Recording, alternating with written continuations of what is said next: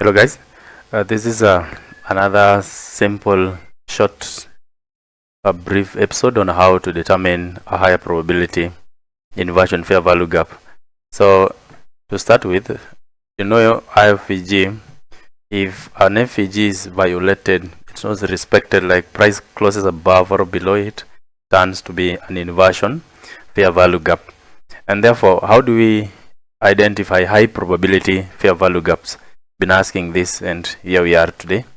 So time to roll. Now when you look at this price chart that you have here, first thing that should come to your mind is this low here. This low was swept, and that is our sell side liquidity. Sell side liquidity, bottom left. Yeah, when this low was taken, remember price left a fair value gap here.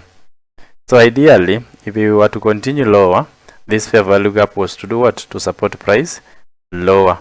But you see what happened there?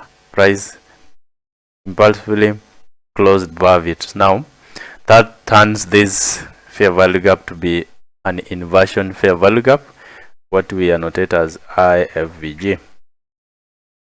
Right? Yeah, so this is the first case scenario. You want to see a pool of liquidity that has been raided. But two, you want to see a fair value gap being violated. For example, this one here. Now once this is violated, then now I can anticipate price coming to this swing highs here. You see that? Now for your notes or something, a high probability of Ifvg in most instances will occur on the leg that sweeps liquidity. Hope you took that down. So this candle here that took out this low here, in this candle we had what? An Ifvg here. It was bearish. Now price has closed above it. Now it's no longer a bearish Ifvg, but now it turns to be an inversion fair value gap. Now this is not a balanced price range.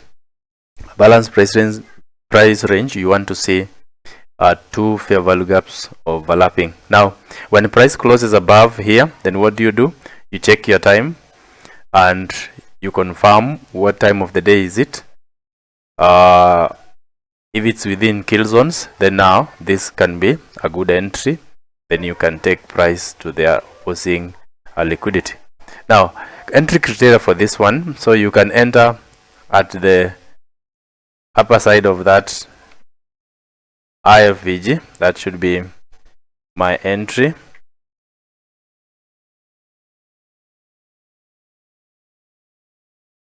So this should be my entry there.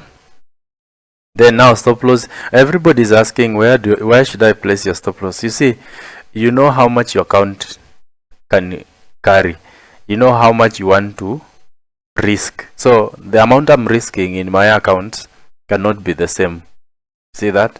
So risk is about how much is my account, how much am I willing to risk, or in short, how much am I willing to lose. That is the best way you can get your stop loss placement. But in most instances, I will place my stop loss here. This should be my stop loss.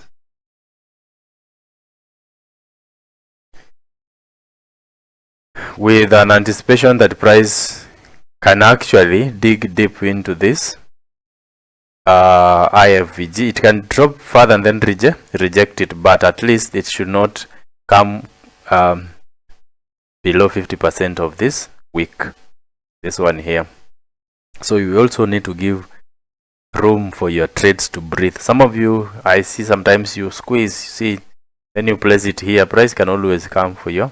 Most of brokers can always take you out from that zone there, and then you later on, if you set and forgot, later on you see price up there, but you realize you were stopped long time ago, which is actually not right. So higher probability Ifvg, number one, find it in the leg that took out buy side or sell side liquidity. And then entry criteria can be at the higher if you are bullish on the premium side of the Ifvg, and target the nearest swing highs and lows. And of course, session highs and lows, and of course equal highs and lows. So those are the three areas that you target. Number one, let's target equal highs and lows.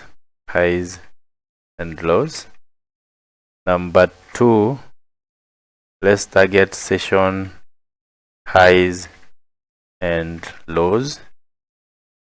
Yeah, equal highs and lows, session highs and lows. Number three, we can target previous day high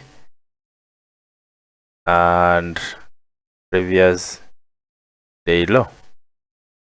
PDL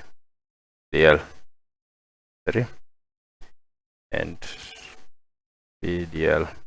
So you can target equal highs and lows, the ones that I call smooth highs and lows. You can target session highs and lows. You've seen me talk about that in most instances lately. And then you can always target the previous day highs and lows. But my favorite is the session highs and lows. This is good for me. It gives me some nice entry and exits without much pressure, and then target your 1 to 2, 1 to 3, then be out of the market. Don't target 1 to 100 risk to reward.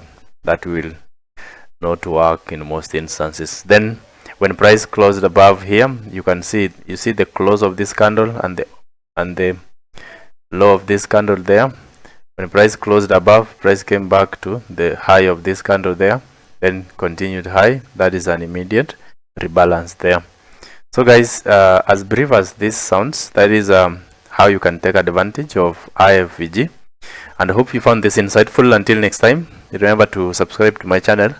There's more yet to come, and I hopefully you will finding value from these small videos that I'm trying to handle some specific areas, which I think if you follow closely, and these are not things that I'm not using, you've seen, you've witnessed, it's been several months now that you've seen us calling price, and it's a good feeling when you know that you've mastered an art and you can see price printing that signature.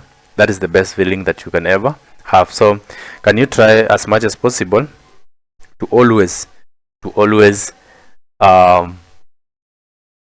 master the scale. Just master the scale. Lastly, I want to talk about another thing about Ifvg.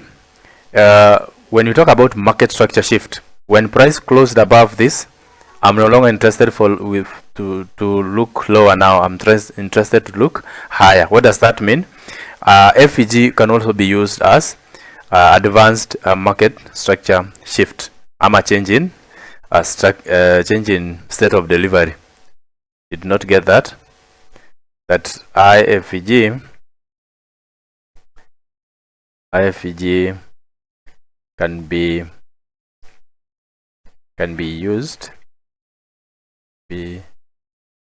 used as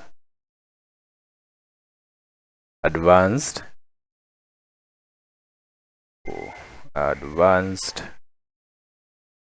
MSS, advanced market structure shift, or advanced change in state of delivery.